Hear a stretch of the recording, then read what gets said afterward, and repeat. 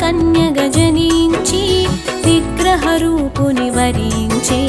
శ్రీరంగనాథుని పతిగా నుంచి అపూర్వ చరితను సృష్టించి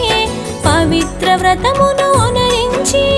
ఎల్ల జనులకు హితమును పంచి పవిత్ర వ్రతమును ఒనరించి